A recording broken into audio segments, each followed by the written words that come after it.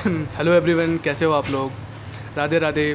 तो जैसा कि आपने वीडियो का टाइटल देखा होगा, इसमें आज अपन बात करने वाले हैं ऑरा के बारे में। तो सबसे पहले तो मैं आपको ये एक्सप्लेन करता हूँ कि ये ऑरा होता क्या चीज़ है और बेसिकली ये इतना इंपॉर्टेंट क्यों है।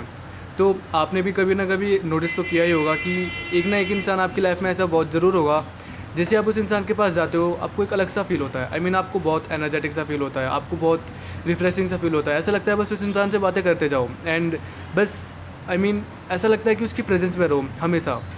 एंड उसी के अपोजिट आपको ऐसे इंसान भी होंगे जो आपके लाइफ में ऐसा लगेगा यार काफ़ी एनर्जी ड्रेन करते हैं अपनी, और काफ़ी ज़्यादा बोरिंग है, या फिर आपका ना टाइम वेस्ट करते हैं। बेसिकली आपको जिनके साथ रहना पसंद नहीं है।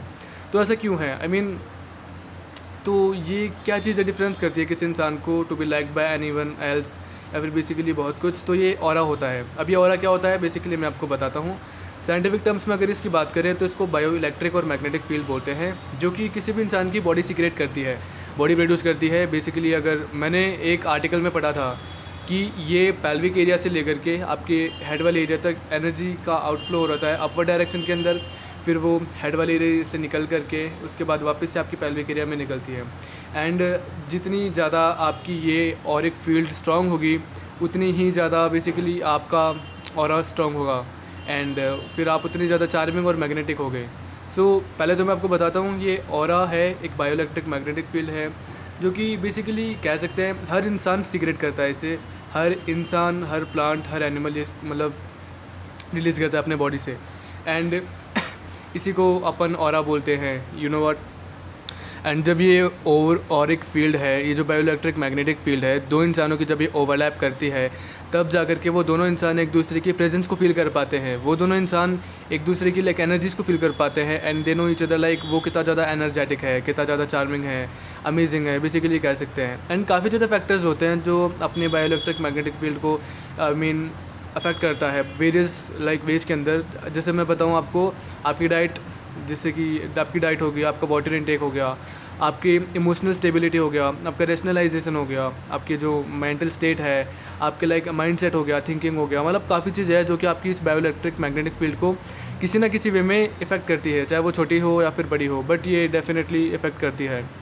और मुझे इस सब के बारे में कैसे पता चला? बेसिकली मैंने ना पॉइंट्स को कोरिलेट किया था। मैं रेडिट पे ऊपर एक पोस्ट पढ़ रहा था, जिसके अंदर एक बंदा था जो कि काफ़ी ज़्यादा पिकअप फील्ड के अंदर था। पिकअप फील्ड बेसिकली ये होती है कि they have to attract the opposite sex, and उसने 4 से 5 साल इस चीज़ को बहुत ज़्यादा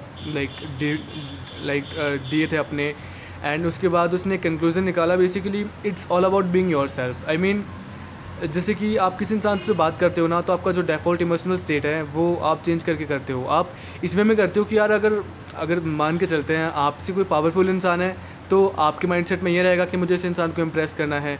और अगर आपसे कोई पावरफुल नहीं है, आप उससे ज़्यादा पावरफुल इंसान हो, तब जाकर आप किसी दूसरे इंसान से बात करते हो, तो आपका डिफ़ॉल्ट इमोशनल स्टेट कुछ और होगा। आप खुद को सुपीरियरिटी पे मानोगे, एंड फिर बेसिकली आप उसकी जो ऑरिक फील्ड है, एनर्जेटिक फील्ड है, उसको ओवरलैप तो हो ही रखी है। आप खुद के एनर्जेटिक फील्ड को ज़्यादा बड़ा मान करके चलते हो, यू नो। एंड फिर बाद में जो वो इंसान है, फिर आपको डिफ़ॉल्ट इमोशनल स्टेट उसके लिए फिर वो भी चेंज होता जाता है। एंड ये सारे काफ़ी सारे फैक्टर्स हैं जो कि आपकी ऑरिक फील्ड को भी ऐसे इसी वे में मैटर करते हैं। कभी नोट किया है कि जैसे कि एक मदर और चाइल्ड है, वो मैं कहता हूँ द बेस्ट बॉन्ड है इन द वर्ल्ड, सबसे स्ट्रॉन्ग बॉन्ड है वो। और उसके बाद फिर सारे बॉन्ड्स आते हैं आपके फैमिली मेम्बर्स के, आपके फ्रेंड्स वगैरह के। आपका एक ज़रूर एक फ्रेंड तो ज़रूर होगा आपकी लाइफ के अंदर ऐसा कि आप जैसे उसके पास जाओगे, आपने उससे कुछ बात नहीं करी, आपने उसको कुछ बताया नहीं, लेकिन वो आपको आकर के बता देगा भाई क्या हुआ, कुछ तो बात है, तो सही नहीं लग रहा। आप के साथ कुछ बुरा हुआ है, एंड आपके कोई भी फैमिली मेम्बर है, से फॉर एन एग्जांपल मम्मा है आपकी, एंड देन वो बोलेगी बेटा क्या हुआ। सी विल बी नोइंग कि आपके साथ कुछ हुआ है। एंड वही इनफैक्ट अगर आप बहुत ज़्यादा खुश हो, आपका इमोशनल स्टेट कुछ और है, तो जो वो आपकी जो ऑरिक फील्ड है, जब जो आप कुछ भी फील करते हो, वो आपकी ऑरिक फील्ड के अंदर रेडिएट होता है। और उसी वे के अंदर जितनी ज़्यादा आपकी मैग्नेटिक फील्ड स्ट्रांग होगी, उतनी ज़्यादा आप एनर्जी को और बेसिकली आपकी इमोशंस को आउटवर्ड वे में फ़्लो करोगे। एंड जैसे आप किसी इंसान से बात करते हो, आपका डिफ़ॉल्ट इमोशनल स्टेट चेंज होता है। एंड जो कोई बहुत ज़्यादा चार्मिंग और अमेजिंग और कॉन्फिडेंट पर्सन होता है, उसका डिफ़ॉल्ट इमोशनल स्टेट दूसरे इंसानों की बेसिस पे चेंज नहीं होता है। वो खुद के अंदर मस्त रहता है, उसको पता है कि वो जो चीज़ है वो है, एंड उसको दूसरों के लिए किसी खुद को चेंज करने की ज़रूरत नहीं है। और यही चीज़ उसको अलग से दूसरों से अलग करती है। और बेसिकली ये चीज़ अपन ऑब्ज़र्व करेंगे हाईली सक्सेसफुल पीपल के अंदर या फिर लाइक बिजनेसमैन के अंदर, कंपनीज़ के सीईओज़ के अंदर, उनका जो डिफ़ॉल्ट इमोशनल स्टेट्स है वो बेसिकली कांस्टेंट रहता है एंड वो अल्टर नहीं हो पाता दूसरे किसी भी इंसान के चक्कर में। तो इसी वे में वो काफ़ी ज़्यादा चार्मिंग और अमेजिंग पर्सनैलिटी बन के रहते हैं, क्योंकि उनके जो बायोइलेक्ट्रिक मैग्नेटिक फील्ड है उसके अंदर बेसिकली वही इमोशंस रेडिएट आउट होते हैं आउटवर्ड वे के अंदर, आउटवर्ड डायरेक्शन के अंदर। एंड जैसे कि मैंने बताया आपको, जैसे बचपन में क्या, जैसे कोई मम्मा होता है, कोई मदर है, अब उसका जो बेबी है उसको लाइक उसकी लैंग्वेज नहीं पता है, बट फिर भी वो उसका पेन समझ जाती है कि उसको भूख लगी है एंड बेसिकली लाइक कुछ उसके साथ सही नहीं है, लाइक अब उसकी हेल्थ ख़राब है, जैसे वो उसको पैट में लेगी अपने, शी विल बी नोइंग कि something is not good, something is not well. इसको बेसिकली साइकोलॉजिकल टर्म में अट्यूनमेंट बोलते हैं, फाइन अट्यूनमेंट बोलते हैं, और ये बेस्ट एक्सप्लेंड है by the bond of a mother and a child. And कहीं ना कहीं ये रैशनलाइजेशन थ्योरी और अपनी बायोइलेक्ट्रिक मैग्नेटिक फील्ड वाली थ्योरी को भी रेजोनेट करती है, क्योंकि जैसे वो बच्चा है और बेसिकली वो मम्मा है, वो एक ही तो बॉडी है, वो मम्मा की बॉडी से निकला हुआ है बेबी, तो बेसिकली वो एक ही एनर्जिक फील्ड है। तो बेसिकली जैसे किसी भी वो बच्चा है उसके जो कुछ भी होगा उसकी मम्मा सेम इमोशंस फील करेगी उसके लिए। एंड वहीं जैसे हस्बैंड वाइफ है, लाइक जैसे कोई भी इंसान है जिनके बीच में बहुत अच्छा बॉन्ड है, तो वो इस चीज़ को डेफिनेटली फील करेंगे, like they will be knowing कि समथिंग इज़ नॉट गुड। और बेसिकली अगर कुछ अच्छा है तो दे विल बी नोइंग कि something is very good with that person, और वो आप रेडिएट करोगे ना बाहर, तो जिस इंसान के साथ आप रहोगे उस इंसान की एनर्जी आप फील कर पाओगे। और अब चलो बात करते हैं कि इसको अपन एनहेंस कैसे कर सकते हैं। बेसिकली इसके तो काफ़ी सारे वेज हैं। अब जो मेडिटेशन है, अब मेडिटेशन कोई एक छोटी मोटी चीज़ नहीं है, ऐसे मैं मानता हूँ। पहले मेरे को लगता था मेडिटेशन क्या चीज़ है, बेसिकली ये तो वो लोग करते हैं ना जिनको ज़्यादा गुस्सा आता है, या फिर बेसिकली जिनका इमोशनल स्टेट कांस्टेंट नहीं है, बट ये ऐसा कुछ भी नहीं है।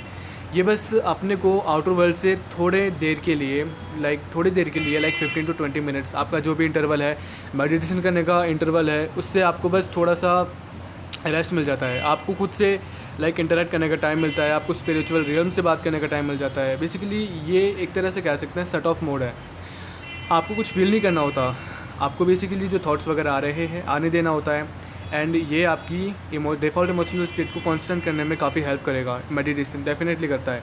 एंड मैं तो कहता हूँ हर इंसान को मेडिटेशन करना चाहिए। और ये बात होगी मेडिटेशन की, आपको ज़्यादा से ज़्यादा वाटर ड्रिंक करना चाहिए, क्योंकि जैसे आपकी 70% बॉडी आपकी वाटर से बनी हुई है, तो जैसे आपका वाटर इनटेक अच्छा होगा तो फिर आपका बेसिकली बॉडी की पीक परफॉर्मेंस रहेगी, आपको डाइट अच्छी रहो, आप जैसे आप डाइट लाइक बेसिकली कहते तो क्या ही है, हर एक चीज़ की फ्रीक्वेंसी और एक एनर्जी होती है, तो वाटर की फ्रीक्वेंसी अपनी बॉडी की फ्रीक्वेंसी से रेजोनेट करती है, और जैसे जितना ज़्यादा अपन पानी पियेंगे उतनी ज़्यादा अपने बॉडी की फ्रीक्वेंसी और एनर्जी इंक्रीज़ होती है। सेम वे अपन जैसे हेल्दी डाइट लेंगे, हेल्दी डाइट बेसिकली का मतलब है natural food supplements, like natural foods वगैरह, जैसे वेजिटेबल्स वगैरह हो गई, इनमें काफ़ी एनर्जी होती है क्योंकि नेचुरल सब्सटेंसेस हैं। तो जैसे अपन इनको अपनी बॉडी में इंटेक करेंगे, अपनी बॉडी की बायोइलेक्ट्रिक मैग्नेटिक फील्ड इंक्रीज़ होगी। दूसरी चीज़ है, जो भी इमोशन बेसिकली आपको रेजोनेट करना है उसको उतने ज़्यादा फील करना, एंड किसी भी इमोशन को सप्रेस करके नहीं चलना है, क्योंकि अगर आपको मान के चलते हैं आपको गुस्सा आ रहा है बट आप उसको सप्रेस कर रहे हैं, फिर जो पहली बात तो आपको कोई भी इमोशन आए आपको उसको सप्रेस नहीं करना है, जस्ट एक्सेप्ट इट। इमोशन है, आता है तो उसको आने देना है। जैसे गुस्सा हो गया, हैप्पीनेस हो गई, सैडनेस हो गई, ग्रीफ हो गया, जेलसी हो गई, किसी भी इमोशन को बेसिकली आपको मीन स्टोर करके नहीं रखना है, उसको रिलीज़ होने देना है। एंड बस ये ध्यान में रखना कि वो किसी नेगेटिव चीज़ के अंदर ना रिलीज़ हो।